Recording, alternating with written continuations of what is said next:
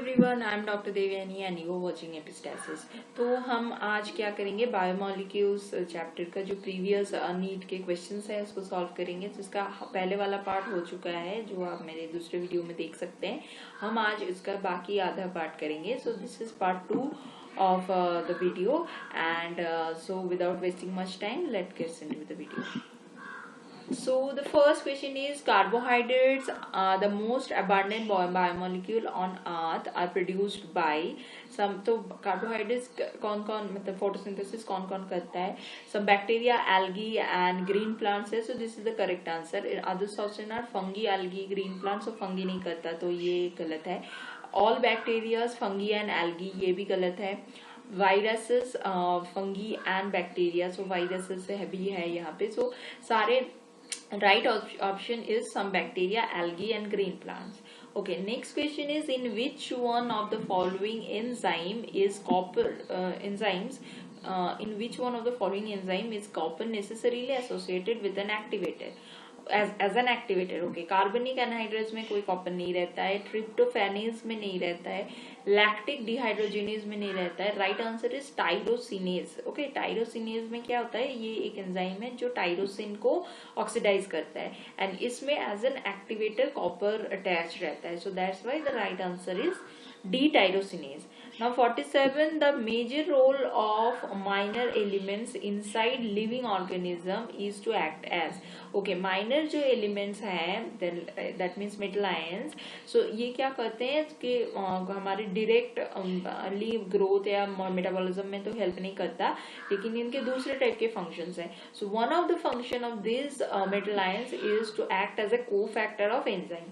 So the correct option is A, that means cofactor of enzyme. Next, building blocks of important amino acid नहीं, constituents of hormones ये भी नहीं, binder of cell cycle ये भी नहीं। So right answer will be 47A. Now, in which one of the following is nitrogen is not a constituent? Okay, options are idioblast, bacteriochlorophyll, invertase and pepsin। अब bacteriochlorophyll में तो nitrogen रहता है, invertase एक enzyme है उसमें भी रहता है, पेप्सिन में भी रहता है। So the option is idioblast। idioblast एक ऐसा टाइप के सेल्स है जिसके अंदर रिजर्व फूड मटेरियल्स और स्टोरेज पर्पस में ये सेल्स बनते हैं। So these are those type of in these idioblast cells, nitrogen is not an constituent. Okay, so right answer is A.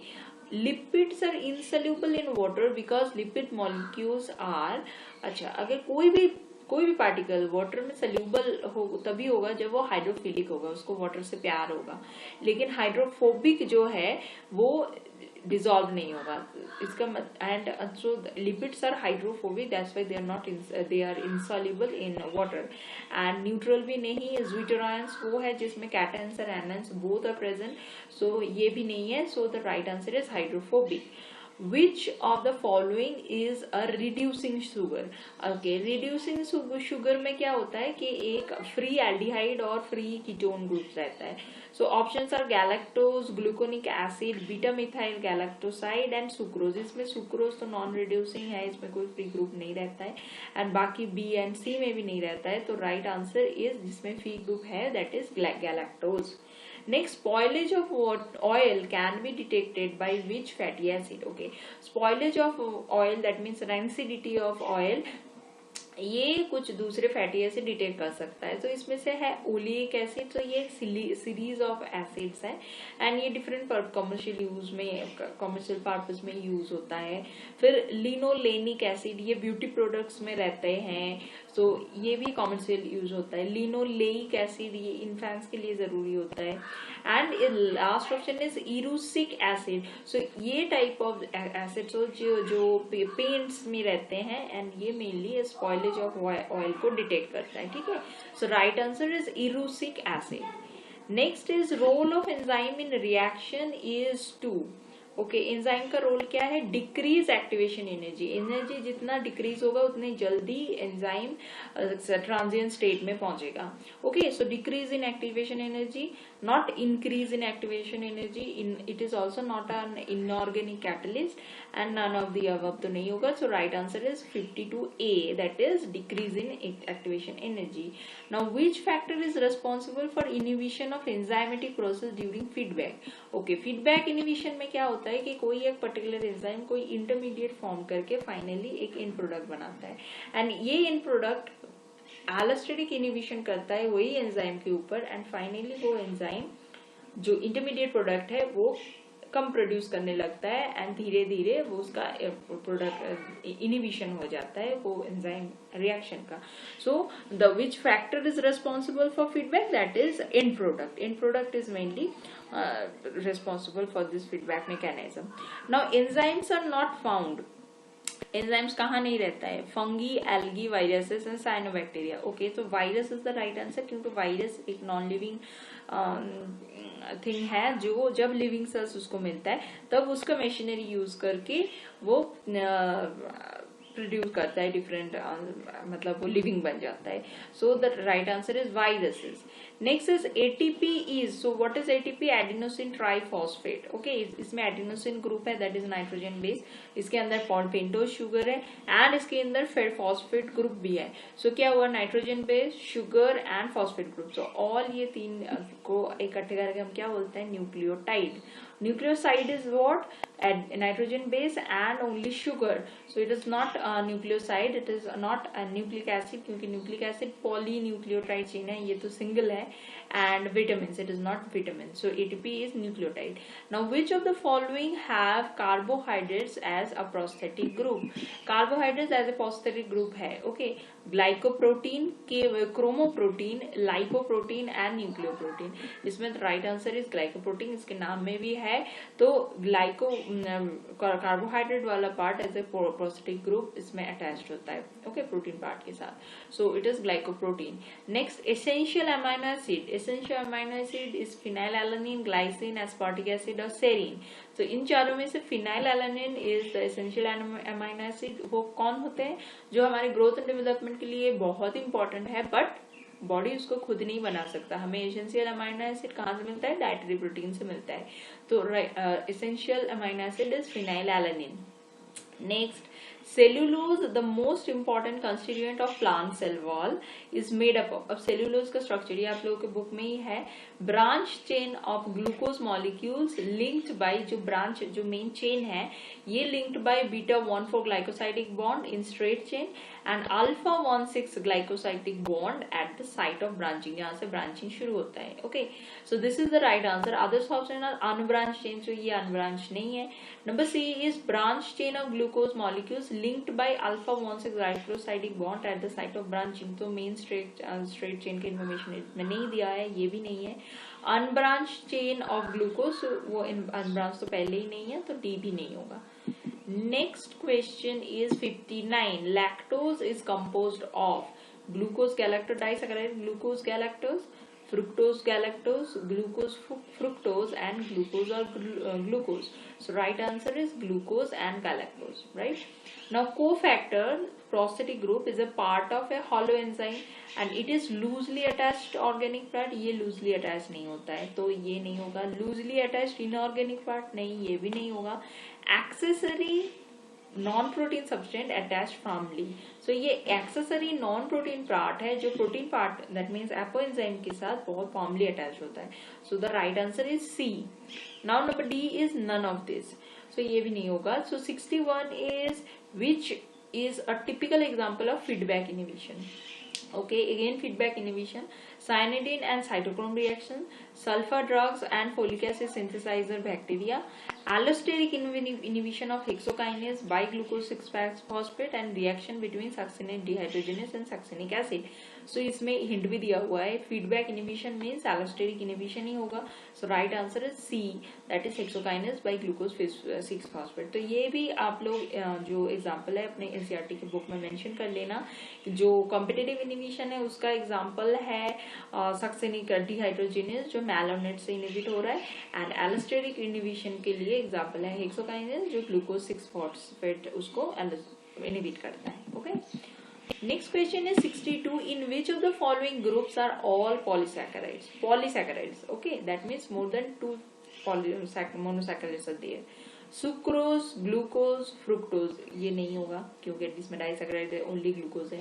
मैल्टोज, lactose and fructose इसमें भी डाइसैकेराइड्स है. Glycogen, sucrose and मैल्टोज इसमें भी disaccharides है. Glycogen, cellulose and starch all 3 are polysaccharides. Okay, so the group is D. Right answer is D. What are the most diverse molecules in the cell?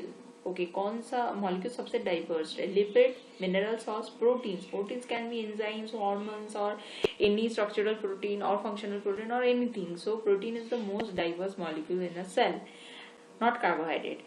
Next, which purine base is found in RNA? So purine base कौन-कौन है? Adenine and guanine, right? And pyrimidine bases are thymine and cytosine. Okay, लेकिन RNA में adenine के जगह uracil रहता है. Right, so the यहाँ पे right answer is which purine base is found in RNA, that is uracil. Thymine, cytosine, guanine तो DNA भी रहता है, यूरासिल बस पर्टिकुलरली RNA में होता है. Which one of the following nucleotide sequence contains 4 pyrimidine bases? Okay, now यहाँ पे काउंट कीजिए 4 pyrimidine bases, एडेनिन गुआनिन को छोड़ के, thymine, cytosine. Okay, so first में TC 2 हो गया, TC 2 हो गया. ठीक है, सो इसमें है 4. सो राइट 4 pyrimidine bases तो इसमें है. नेक्स्ट C हो गया यहाँ पे TC1 C2. ओके, सो इसमें और नहीं है, यूरासिल है. सो इसको छोड़ के T नहीं है और तो 2 3 हो गया, ये नहीं होगा. फिर यहाँ पे देख लीजिए C और T, तो यहाँ पे कुछ नहीं मिल रहा है तो ये भी नहीं हुआ. इसमें से बस कुछ यूरासिल्स हैं एंड बोथ B और C, सो इसमें भी नहीं होगा. ठीक है, इसमें बस 2 U है. So the 4 pyrimidine bases are here in first option, so right answer is A. Now the 4 elements that make up 99% of all elements found in living system. What? Carbon, hydrogen, oxygen and nitrogen.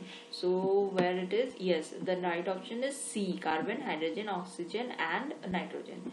Which is wrong about nucleic acid? Nucleic acid के लिए कौन सा statement गलत है? DNA is single stranded in some viruses, ये right है. RNA is double stranded occasionally, ये भी right है. Length of one helix is 45 Armstrong in BDNA. It is 34 Armstrong, right? So one turn of ZDNA has 12 bases. अब ZDNA क्या है? DNA normal physiological condition में BDNA होता है. इसके अलावा DNA के और सारे फॉर्म्स है, ADNA एंड ZDNA. इसमें जो ZDNA है वो चौड़ाई उसका बढ़ जाता है. So that's mean one turn में DNA में 10 बेसिस होता है, यहाँ पे 12 हो जाता है. दैट्स वाई इनका चौड़ाई बढ़ जाता है. सो इट इज ऑल्सो करेक्ट.